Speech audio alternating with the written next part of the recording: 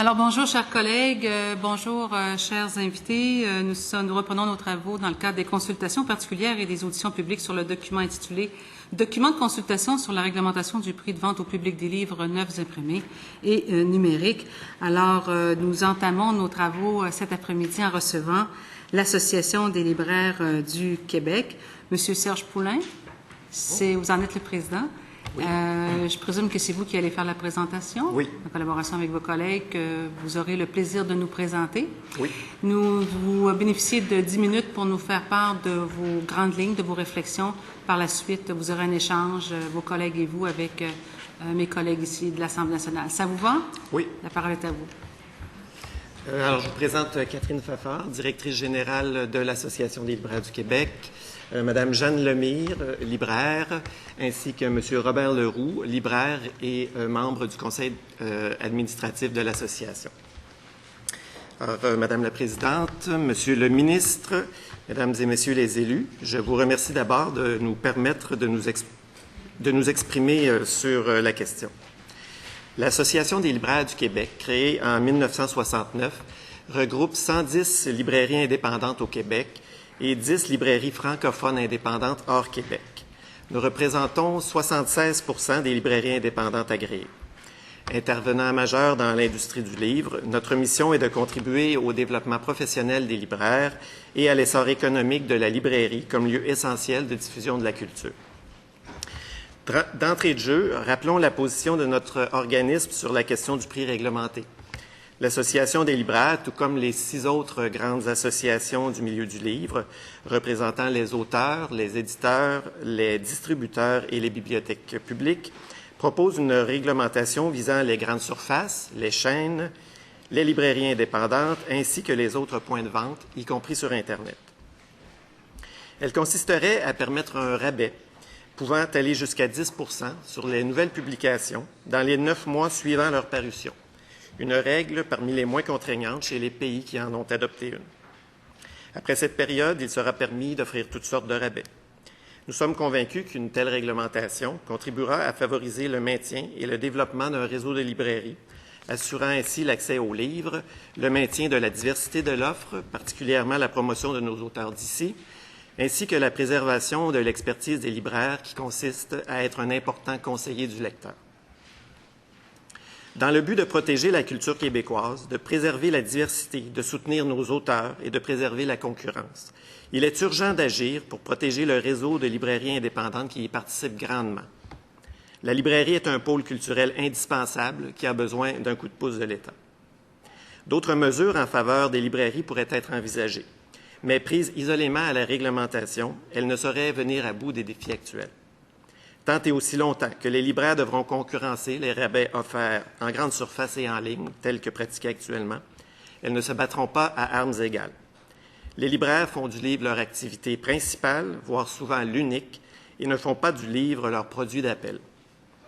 Les librairies font preuve d'ingéniosité et de créativité pour parvenir à toucher leurs clients en leur offrant une expérience en magasin et un service conseil hors pair. Néanmoins, le consommateur viendra voir parfois et achètera ailleurs. Depuis plus de 10 ans, le réseau de librairies constate une érosion de sa clientèle de best-sellers vers les grandes surfaces et les chaînes, ces dernières ayant ouvert des succursales. La première conséquence de cela est l'impact négatif sur la rentabilité de la librairie. Cette mécanique a été très bien présentée dans une étude commandée par l'ALQ au consultant Michel Lassalle et est disponible sur le site de l'association ainsi que résumée dans notre mémoire. Déplacement des ventes les plus rentables vers les grandes surfaces, diminution du bénéfice brut, compression du fonds de roulement requis pour supporter la vente des titres ayant des cycles de vente plus lents. Conséquemment, ce manque de trésorerie a un impact direct sur les commandes d'autres titres chez les éditeurs, dont les Québécois, réduisant potentiellement le reste de l'offre. Une autre conséquence de la situation financière difficile du réseau des librairies est la tendance de la fermeture de plusieurs points de vente. À l'intérieur de notre mémoire, vous pourrez consulter un tableau présentant la fluctuation du nombre d'ouvertures et de fermetures de janvier 2001 à juillet 2013 dans le réseau des librairies indépendantes. À relever, depuis 2007, le nombre d'ouvertures ne vient plus compenser celui des fermetures. Pire encore, depuis 2009, il y a plus de fermetures. Depuis 2009, c'est 27 librairies indépendantes qui ont fermé leurs portes, dont 13 dans la dernière année. Profession qui fait parfois l'envie de plusieurs, qui nous imaginent passant nos journées le nez dans les livres, à les lire. Nous les passons plutôt à les commander, à les traiter, à les mettre en place, à les conseiller. La librairie est un lieu convivial et serein, propice aux découvertes. Et l'on vient pour s'informer, se divertir, chercher des conseils et des solutions. Et le libraire participe à ses recherches en un contact humain irremplaçable. La librairie est un métier qui évolue et qui est prêt à s'attaquer aux nouveaux défis d'aujourd'hui. La librairie indépendante au Québec est active. Ce sont des efforts individuels d'animation, de promotion, ce sont des efforts collectifs, la création et le déploiement de la coopérative Lélic, qui opère un site Internet transactionnel de livres papier et numérique, ruedeslibraires.com, ainsi que des organes d'information et de promotion tels le journal Le Libraire. Ces efforts complémentaires à l'opération de nos librairies sont essentiels à la définition de notre spécificité. Nous avons détaillé dans notre mémoire les particularités de services conseils et de gestion d'inventaire que nous devons accomplir afin de rendre accessibles les quelques 35 000 nouveautés annuelles. Rappelons que ces deux aspects représentent l'essentiel du travail du libraire. Nous recevons des nouveautés tous les jours et cela représente, entre autres, un reclassement perpétuel de nos sections. Ceux-ci s'ajoutent aux livres dits de fond, qui représentent plusieurs milliers de titres dans plusieurs librairies et qui sont en fait les classiques, les livres que les libraires choisissent de conserver, les livres qui définissent sa spécialité. En comparaison, les grandes surfaces proposent environ 300-500 titres, un très faible pourcentage de la production annuelle. Qu'arrive-t-il lorsqu'une librairie ferme? C'est la réduction de l'accès aux livres, mais c'est aussi la perte de l'expertise des libraires. Le libraire n'est pas seulement un commerçant qui vend des livres. Son rôle est aussi d'accueillir, de conseiller et de guider le lecteur dans ses choix parmi une production éditoriale toujours foisonnante. Il joue un rôle de médiateur entre la demande du public et l'offre éditoriale. Lorsqu'une librairie ferme, c'est une chance de moins pour l'auteur et l'éditeur de trouver son public. Pour reprendre les termes de la SODEC dans le rapport du Comité sur les pratiques commerciales dans le domaine du livre, paru en 2000, je cite, « La librairie indépendante joue un rôle déterminant vis-à-vis de l'édition québécoise. Ce sont en effet la diversité des librairies indépendantes et la multiplicité des choix de chaque libraire qui constituent la seule garantie pour certains ouvrages, non ou peu médiatisés et de faible tirage, de se trouver à l'étalage et d'être offerts à la clientèle. » Soulignons aussi que le métier de libraire est une profession reconnue. Depuis 2007, une norme professionnelle pour le métier a été adoptée par la Commission des partenaires du marché du travail et approuvée par le ministre de l'Emploi et de la Solidarité sociale. Les librairies qui maîtrisent les 4 compétences clés du service conseil se voient ainsi octroyer un certificat de qualification. La loi 51, une réglementation du prix du livre s'inscrirait parallèlement à la loi sur le développement des entreprises culturelles dans le domaine du livre, qui visait à l'époque et vise toujours un meilleur développement des industries du livre au Québec, une meilleure diffusion de la littérature et une augmentation de l'accessibilité du livre. Nous pouvons affirmer que cette loi a participé grandement à l'augmentation du nombre de librairies agréées au Québec, qui est passé de 168 en 1983 à 218 en 1998. Le nombre de librairies agréées aujourd'hui est de 192, une diminution de 12 % depuis 1998. À souligner que concernant les conditions de l'agrément, les normes minimales de titres devant être maintenues en inventaire par les libraires sont, dans la plupart des cas, largement dépassées. Le Québec n'est pas à l'abri d'une guerre de prix qui fragiliserait davantage les librairies et en ferait sans doute fermer plusieurs. L'exemple britannique est éloquent quant à l'effondrement du marché des librairies. Encore en 2012, 73 librairies indépendantes ont fermé. Aux États-Unis, même après la faillite l'an dernier de la chaîne numéro 2, Borders, la chaîne numéro 1, Barnes & Noble, ne réussit toujours pas à être rentable, malmenée par un trio de multinationales. D'autre part, les sites de vente en ligne sont difficilement capables de transposer l'expertise du libraire, mis à part des libraires qui déploient des efforts en ce sens. Sur Internet, la prescription demeure un manque majeur. Autant certains sites peuvent satisfaire un client lorsqu'il cherche un livre précis, autant ils ne savent le faire quand le client ne sait pas ce qu'il veut. Le conseil personnalisé du libraire demeure le moyen le plus efficace présentement et le plus humain. L'État apporte une aide financière aux auteurs et aux éditeurs. Les librairies, lieux de diffusion par excellence, doivent aussi être soutenues par l'État. En ce sens, l'adoption d'une loi réglementant le prix des nouveautés est indispensable. Elle aurait un impact assuré sur la trésorerie des librairies indépendantes. Elle pourrait ainsi poursuivre leur mission de diffusion et de médiation du livre. Le livre n'est pas un produit comme les autres, il n'est pas que simple marchandise commerciale. En ce sens, il est essentiel d'adopter cette réglementation qui le protégera et le mettra en valeur. Nous avons la conviction qu'il est essentiel d'instaurer cette réglementation sur le prix des livres papier et numériques. Si les acteurs du milieu du livre réunis sous nos livragistes de prix s'accordent dans ce que nous pourrions appeler un consensus historique, il ne manque à notre avis que la volonté politique pour mener à terme ce projet. Merci. On va justement donner la parole aux politiques. Merci de votre présentation, cher monsieur. Alors, la parole va maintenant du côté ministériel. On est prêt à entendre le député de Bonaventure. Merci, Madame la Présidente. Bonjour, Mesdames, Messieurs. Vous attribuez les fermetures de plusieurs points de vente à la situation difficile des librairies. Est-ce qu'il y aurait d'autres facteurs qui viendraient précariser la situation des librairies, au-delà de la situation socio-économique? Les facteurs qui viennent fragiliser la librairie, bien évidemment, la difficulté à se rentabiliser à cause de l'érosion de notre clientèle, des problèmes, évidemment, de relève éventuels peuvent participer à ça aussi. Ça fait le tour? Peut-être veux-tu ajouter quelque chose? Évidemment, la relève, on dit que 58 % des propriétaires actuels ont plus de 50 ans. Et sauf qu'en parlant de la relève, il faut faire le lien aussi avec cette rentabilité-là qui n'est pas au rendez-vous. Pourquoi les gens qui sont prêts à partir à la retraite ne trouvent-ils pas des gens pour reprendre leur commerce? Alors oui, il y a des problèmes de relève, mais ils sont liés à cette rentabilité-là. Tout revient à ça. C'est quoi le revenu moyen d'un libraire? En pourcentage, on a fait une étude à l'AEQ en 2012 auprès de 30 de nos membres. La marge, le bénéfice en fin d'année est de 0,84 %. Concrètement, en salaire d'une semaine, pour faire l'épicerie, pour payer le loyer, ça veut dire quoi? Pour un propriétaire, je n'ai pas la donnée en tête, mais pour un libraire commis, qu'on pourrait appeler simplement, le salaire tourne autour de 12 $ de l'heure. OK.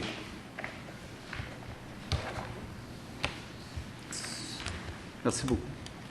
Je vais passer la parole à mon collègue. Monsieur le député de Saint-Hyacinthe. Merci, Madame la Présidente. Alors, bonjour, Mesdames, Messieurs. Vous représentez l'Association des libraires du Québec. Il y a quand même 110 libraires qui font partie de votre association. Vous citez 3 exemples étrangers dans votre mémoire, la France, le Mexique et le Royaume-Uni. Par rapport à la France, en quoi le modèle français serait-il plus efficace que le modèle québécois actuel pour préserver les librairies? Vous dites que le modèle français serait plus efficace? Oui, mais en quoi le modèle français serait-il plus efficace ou pourrait-il être plus efficace, selon vous? En fait, ce qu'il faut, nous, ce qu'on trouve important de préciser par rapport au modèle français, c'est que si nous, on leur envie la réglementation du prix, eux, en contrepartie, nous envient la loi 51 parce qu'ils n'ont pas l'équivalent pour leur assurer les ventes aux collectivités, bibliothèques et écoles. Donc, et la loi française, c'est 5 % de rabais maximum et c'est sur une période environ de 24 mois. Il y a des conditions liées au nombre de mois pendant lesquels le livre n'a pas été remis en étalage, là, mais règle générale, c'est 24 mois. OK, merci. Dans le cas du Mexique, la loi n'est entrée en vigueur qu'en 2008. Alors, on voudrait savoir si vous avez... Est-ce qu'on a procédé à une réévaluation des effets de cette loi-là sur le livre au Mexique? On sait que le nombre de librairies est resté stable, ce qui est une bonne nouvelle. On espérait en avoir tout autant pour ici, pour le Québec. Mais pour les autres données, malheureusement, il n'y a pas d'études, en tout cas à ma connaissance, qui existent. OK. Et puis, au Royaume-Uni, vous rappelez la fermeture de nombreux points de vente au cours des récentes années et vous faites le lien avec l'abolition du prix unique en 1995. Est-ce la seule raison? Puis sur quoi vous basez-vous pour affirmer que c'est le prix unique du livre, l'abolition du prix unique du livre qui a fait que ces librairies-là ont fermé? En fait, nous ne sommes pas des économistes, précisons-le d'entrée de jeu. On s'est quand même bien équipé d'études et on a lu des études aussi à l'international. Le docteur Franz Fischwick est une sommité dans son domaine et il a analysé le cas du Royaume-Uni.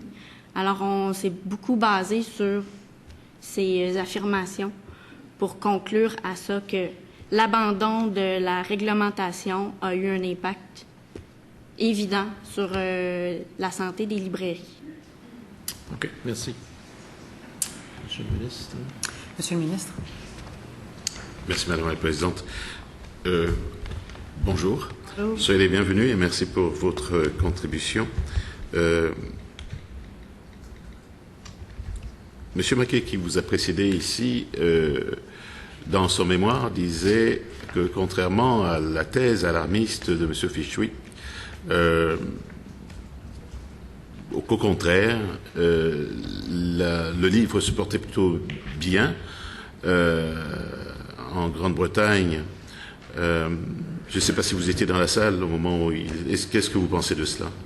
En fait, la nuance majeure à apporter là-dessus, c'est que la Grande-Bretagne, c'est un marché anglophone qui produit énormément de livres pour l'ensemble des autres territoires de la planète. Donc, la production est immense, est en augmentation due à ça.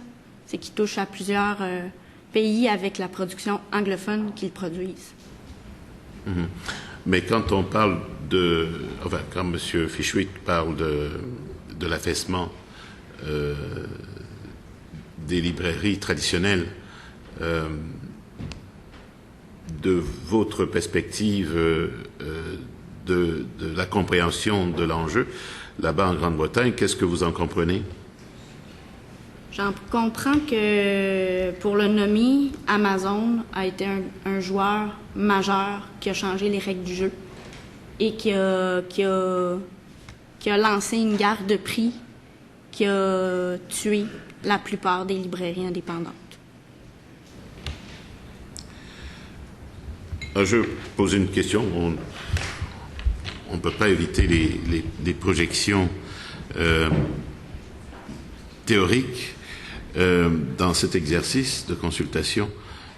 Comment voyez-vous l'évolution des librairies au cours des 5 prochaines années en tenant compte de la place que prend de plus en plus le numérique, les lois du marché et les nouveaux comportements des clientèles? Eh bien, les librairies indépendantes, nous pensons que dans les 5 prochaines années, si on n'est pas trop miné par une continuelle érosion des prix et une continuelle érosion de nos clientèles qui vont voir ailleurs, on pense qu'on est prêt à relever les défis. Comme je le disais, la librairie est active. On a fait des pas dans le numérique collectivement, comme ça a été souligné plus tôt.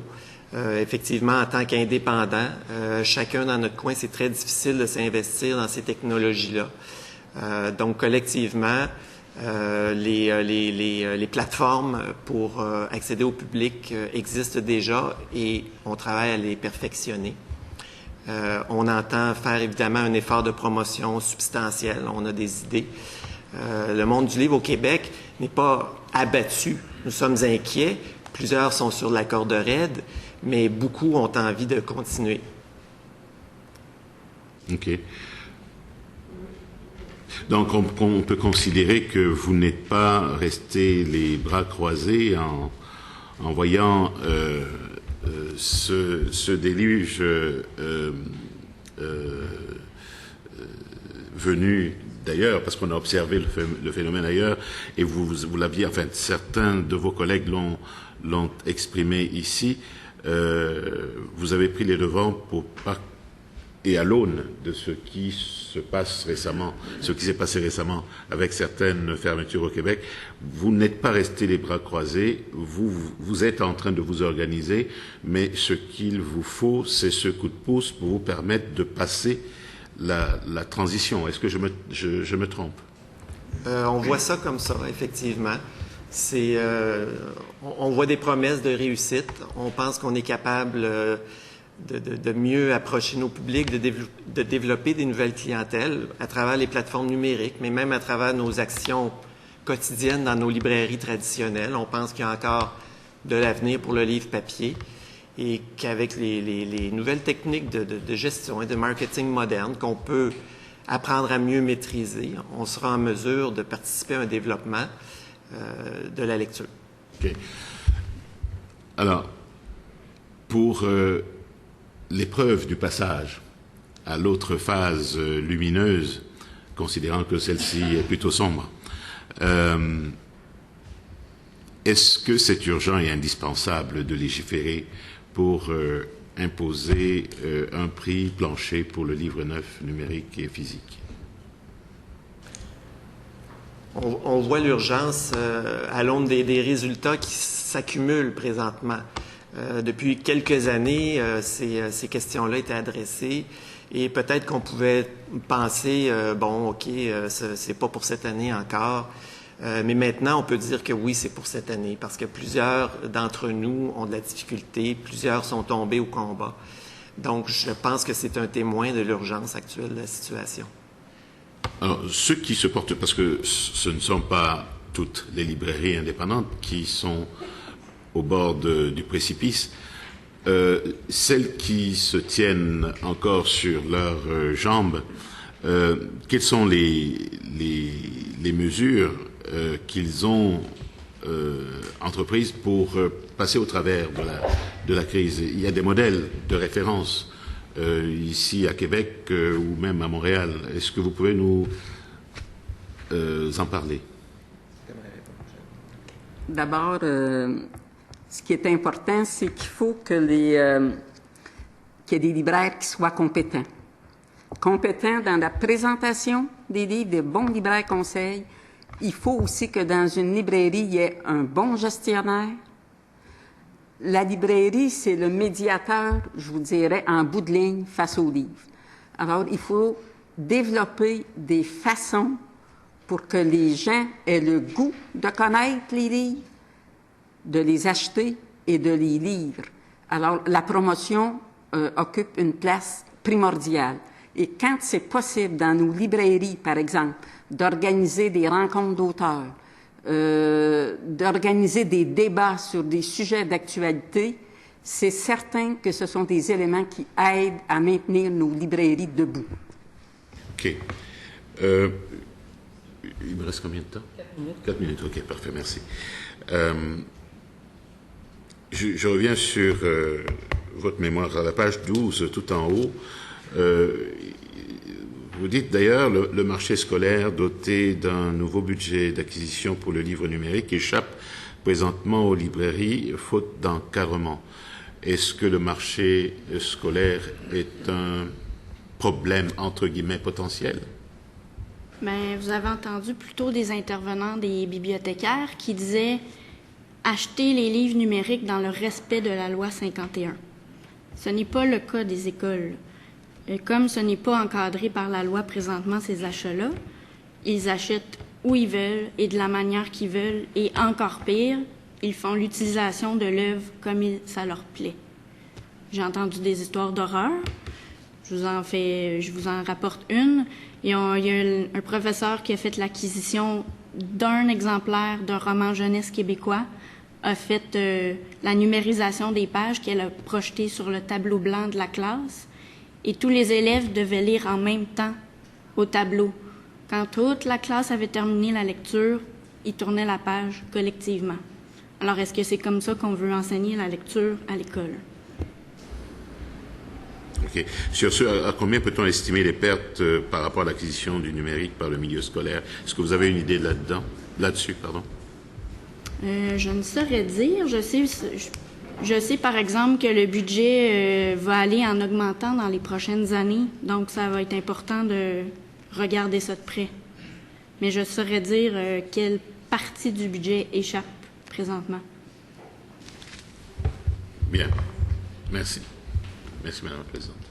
C'est complet du côté ministériel. Bien. Madame la députée de la Porte. Merci, Madame la Présidente, Mesdames, Messieurs.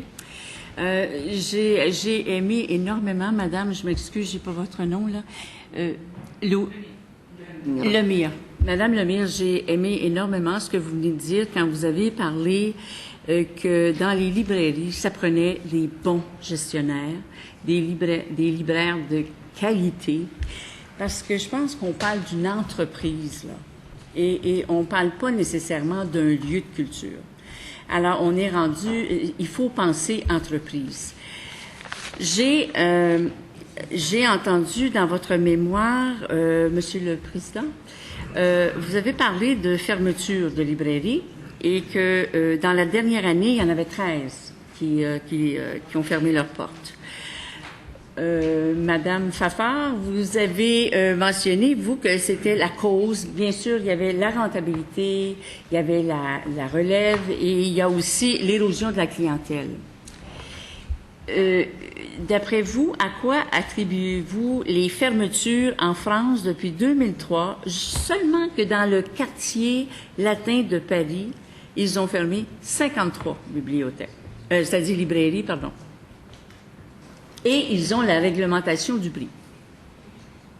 Rappelons qu'ils n'ont pas la loi 51 pour les bibliothèques. Et je crois que la crise économique a encore plus touché l'Europe qu'elle n'a touché le Canada et le Québec. J'ai l'impression... Puis les problèmes de relève sont pas uniques à ici, sont partout. Les libraires français vivent les mêmes cas, les mêmes problématiques que nous. Ils tiennent des rencontres annuelles qui regroupent 500 libraires annuellement et les mêmes problématiques qui s'y reviennent. La relève, les baux aussi qui sont en augmentation. À Paris, j'imagine quand dans cet arrondissement-là, les loyers doivent être hallucinants. Moi, c'est l'idée que je me fais de ça. OK, et c'est très bien. Alors, à ce moment-là, et eux, ils ont la réglementation du prix. Oui. Alors, qu'est-ce que ça viendrait changer ici, aux fermetures, avec les raisons que vous venez de me donner? Ben nous, on croit que la réglementation seule pourra pas éliminer tous les problèmes. Mais dans le cas contraire aussi, des mesures pour aider les librairies, pour l'aide à la relève, l'aide pour le maintien d'employés qualifiés, sans la réglementation, ne serait pas non plus suffisant. Tant et aussi longtemps que le libraire de quartier va se battre contre des rabais de 25 à 30 de l'autre côté de la rue, il ne se battra pas à armes égales. Les gens vont venir voir les livres, recevoir le conseil hors pair du libraire. Il y en a même qui le disent « Merci, je vais aller acheter ailleurs ». Alors, il faut réglementer pour d'abord régler ce problème-là et, en parallèle, aider les libraires pour la relève, pour le maintien d'employés qualifiés, entre autres. Vous dites l'autre bord de la rue qui ont des réductions, bon, on parle de grandes surfaces à ce moment-là, là, mais ils détiennent quand même seulement que 11 du marché. Oui, vous avez raison, 11 mais la rentabilité des libraires passe par la vente de best-sellers. C'est ça qui leur fait, au bout de l'année, qu'ils sont rentables parce que c'est tout de suite dans leur trésorerie. Et il y a de plus en plus de clients qui quittent les librairies indépendantes pour aller chercher le rabais. Donc, même si c'est 11 est-ce qu'on est en train de le perdre graduellement aussi davantage? Mais la personne, on est d'accord tous les deux, la personne qui va acheter un livre dans une grande surface ne cherchait pas une œuvre extraordinaire. Normalement. C'est subjectif. La personne qui va dans une grande surface va chercher le best-seller, mais le best-seller n'est pas juste populaire, il y a des best-sellers qui ont aussi une valeur. Mais ce qui devient important pour nous, la réglementation, ça contribue, je vous dirais, à assainir le climat. Moi, vous savez, me faire dire devant mes employés, je vais être très concrète, que je suis voleuse parce que mon livre est plus cher, c'est assez frustrant, merci. Parce que moi, je ne vends pas plus cher, mon livre. Je le vends le prix que l'éditeur a fixé. Puis pourquoi que ce prix-là est juste pour l'éditeur, puis quand ça arrive en librairie, il faut que le prix tombe. C'est pas normal. Si on veut avoir des libraires qualifiés, si on veut avoir une gestion saine, si on veut avoir des activités de promotion, il faut qu'on maintienne notre prix. Autrement, on meurt à petit feu. Et c'est ça qu'il faut assainir ce climat-là. Que le livre, plus le livre est partout, mieux c'est. Il faut qu'il soit vu, il faut que les gens le prennent en main, il faut qu'il ait le goût de lire. Mais il faut que ce soit équitable. C'est pas pour rien qu'on dit qu'il faut un juste prix pour les livres. Est-ce que vous avez parlé de l'éditeur, puis j'aime ça, parce que l'éditeur, c'est lui qui décide le prix. Est-ce que c'est correct que ce soit lui qui décide du prix? Est-ce qu'il ne devrait pas avoir, je pense tout haut, là, est-ce qu'il ne pourrait pas avoir une régie qui va faire en sorte que le livre va être coté tel prix? Parce que là, c'est l'éditeur qui va décider comme bon lui semble du prix? Nécessairement comme bon lui semble. Moi, je crois que l'éditeur a des normes à respecter, il y a des barèmes à respecter, et il y a toutes sortes d'éléments aussi qui entrent en ligne de compte dans la fixation d'un prix du livre. Que ce soit une traduction, que ce soit un livre québécois, il y a des normes à respecter. Et selon moi, les prix ne sont pas si gonflés que ça. Je ne peux pas croire ça. OK. Madame Fafard, je vous ai cité hier. Hein?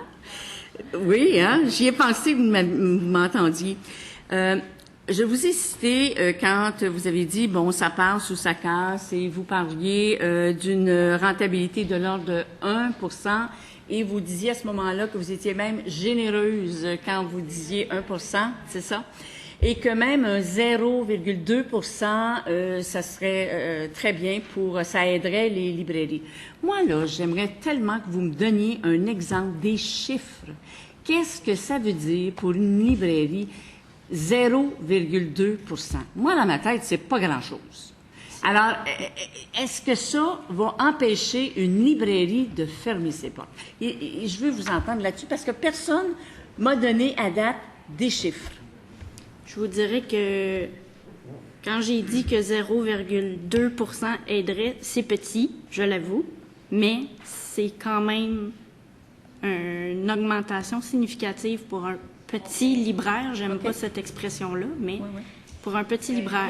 Si vous voulez des chiffres, j'ai 3 collègues libraires ici qui peuvent vous en donner. Pour nous donner une idée, parce qu'on n'a pas d'idée, là, ça veut dire quoi, 0?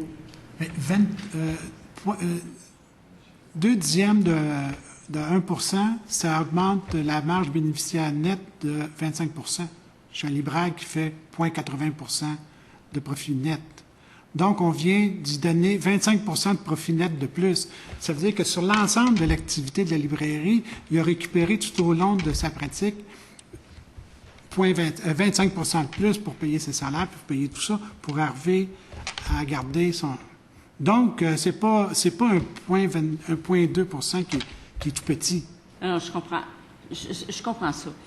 Mais pour les téléspectateurs là, qui nous écoutent, là, et puis pour notre gouverne à nous tous, là, prenez une librairie type, là, puis donnez-moi en chiffres 25% de quoi? Vous comprenez ce que je veux dire? Là, on parlait de 25% du profit net, sur le profit net d'augmentation. Prenez des chiffres là, qu'une librairie peut faire. Là. Nommez-nous pas la librairie. Là. Donnez-nous un exemple. La question nous arrive comme ça. J'aurais pu faire l'exercice, l'avoir su, j'aurais fait l'exercice avec mes propres chiffres. Okay. Mais là, je ne peux pas vous faire ça comme ça. OK. Donc, vous avez pas ces chiffres. OK. Oui.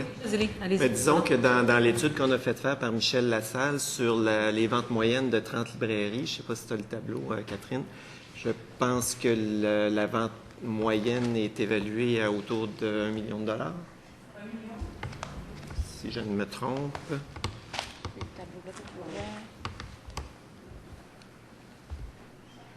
C'est ça, moyenne par librairie, dans l'échantillonnage qui a été pris à ce moment-là.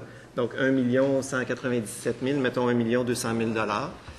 Donc, si on calcule 0,2 % du bénéfice qui est indiqué ici, le bénéfice est de 10 000 $ en bout de ligne. OK.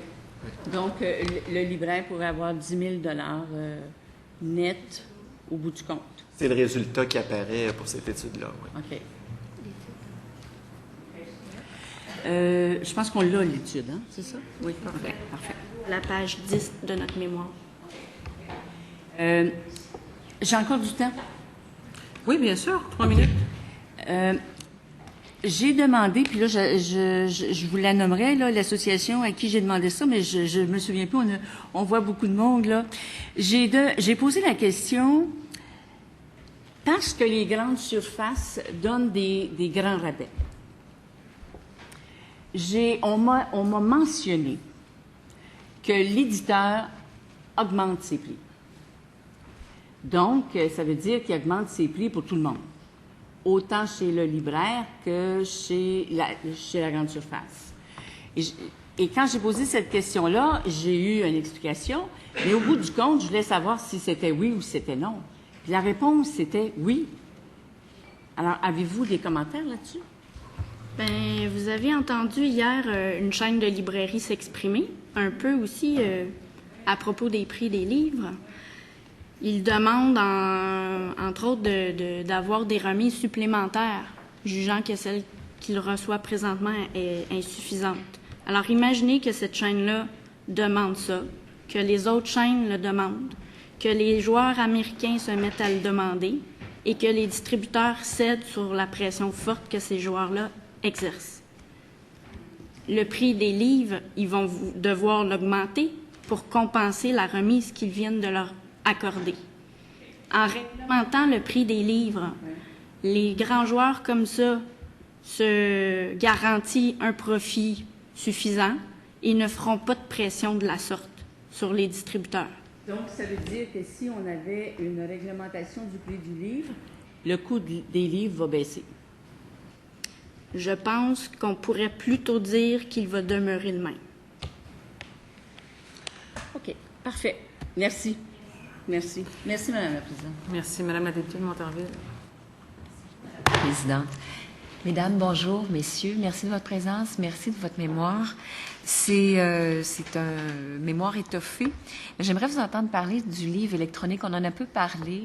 Vous nous dites à la page 11 que ça représente au Québec, on estime ce marché à 2 %.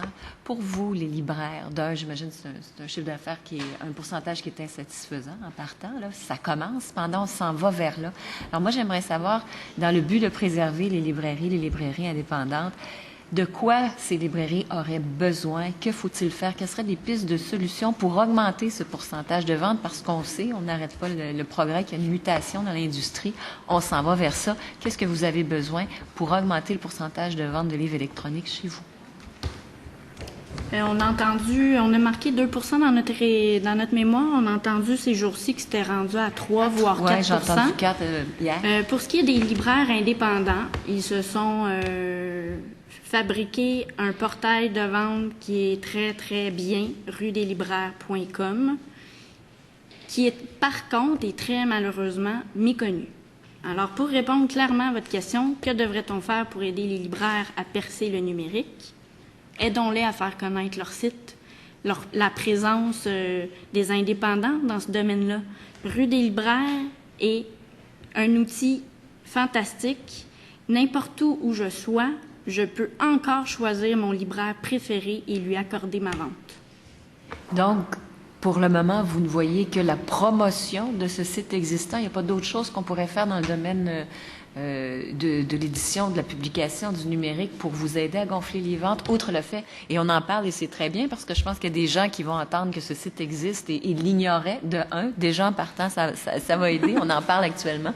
Mais outre cela, de quoi votre industrie et les librairies ont-elles besoin pour qu'elles augmentent ce créneau, parce que ce sera le créneau de l'avenir. Veut pas, on s'en va là-dessus. Aux États-Unis, c'est près du quart des lecteurs qui sont là-dessus. Qu'avez-vous besoin? Évidemment, plus l'offre sera aussi présente au rendez-vous, plus ça aidera les libraires à vendre les livres s'ils sont disponibles. C'est encore un manque à gagner, encore en 2013. C'est de plus en plus volumineux comme offre, mais c'est encore insuffisant. Et vous avez entendu ce matin M. Laberge de Demarque parler aussi de Amazon qui a un appareil, le Kindle, qui fait en sorte que l'usager, le consommateur qui achète cette liseuse-là ne peut que faire ses achats que sur Amazon. Il ne pourrait pas acheter la liseuse Kindle et acheter sur Rue des Libraires, par exemple. On pourra, comme M. Laberge le disait, on ne pourra pas contrecarrer ça, fort probablement, mais c'est quand même quelque chose qui est dommage. Parce que là, on est en train de faire de la promotion de ces liseuses-là, puis les libraires vont perdre probablement une part de marché à cause de ça. Et du point de vue législatif, que demandez-vous? Où voulez-vous insérer justement le fait de protéger l'œuvre électronique et puis la vente d'œuvres électroniques pour les libraires? Évidemment, pour nous, le prix réglementé doit s'appliquer de même manière sur le prix sur les livres numériques. Si on ne réglemente pas le numérique, on va dévier le marché vers ces livres-là, dans le fond. Merci, Mme Fafard. Merci beaucoup, Mme la députée. Mme la députée de Gouin. Merci, Madame la Présidente. Bonjour. Ma question, tout le monde va le comprendre, va s'adresser à Madame Lemire, qui est directrice d'une des principales librairies de mon comté. Cette librairie a pignon sur rue sur une artère commerciale. C'est à la fois une entreprise et un lieu culturel. J'en prends à témoin les nombreuses conférences que vous organisez qui sont très courues. Mais ce qui est intéressant, c'est que vous êtes sur une rue autour de laquelle habitent des populations assez mixtes, défavorisés, mais aussi d'une petite classe moyenne, pas nécessairement très argentée, mais éduquée et qui a envie d'acheter. Il n'y a ni Costco ni Walmart dans notre environnement. J'ai deux questions. Un, est-ce que ça vous aide, selon vous? Et deux, comment arrivez-vous à vendre des livres à des populations moins favorisées? Je vous dirais qu'il y a deux types de vente de livres. Il y a le marché institutionnel, bibliothèques publiques, bibliothèques scolaires, qui sont une portion de nos ventes, et le public, monsieur, madame, tout le monde. Vous n'êtes pas sans savoir que dans notre quartier, il y a beaucoup de jeunes familles qui viennent très régulièrement en librairie. Bon, c'est certain qu'on ne vend pas des livres là, à un prix, je vous dirais, moi, des livres de 50 $ et plus, ce n'est pas des livres que je vends en librairie. Par contre, les familles sont très intéressées à des livres pas trop chers, des livres qui vont être éducatifs, qui vont être des livres pour le loisir pour leurs enfants. Et ça, c'est cette portion-là. Mais il y a aussi les familles qui ont le goût de s'acheter un roman, qui ont le goût de s'acheter des livres en sciences humaines. Et ces gens-là fréquentent la librairie. On doit dire que le quartier Rosemont s'est beaucoup développé ces dernières années. Moi, je regarde au moment où on est arrivé, et je le regarde maintenant, c'est un quartier extraordinaire. Hein. Ça se développe beaucoup et il y a beaucoup d'intérêt. C'est sûr que moi, je n'ai pas ni Costco ni Walmart à côté, c'est vrai. Mais rien n'empêche que, pour vous donner un exemple très concret... Madame, votre temps est déjà écoulé. Okay. J'ai quelqu'un, par exemple, qui est venu chez nous, il a acheté un livre, il l'a vu moins cher chez Costco, il est venu me reporter le livre, il a dit, écoutez, là, vous le vendez bien trop cher. Merci beaucoup, Madame. Ce sera votre mot de la fin. Merci à vous quatre de vous être présentés chez nous cet après-midi. Je suspends les travaux quelques instants, le temps d'accueillir la Fondation pour l'alphabétisation.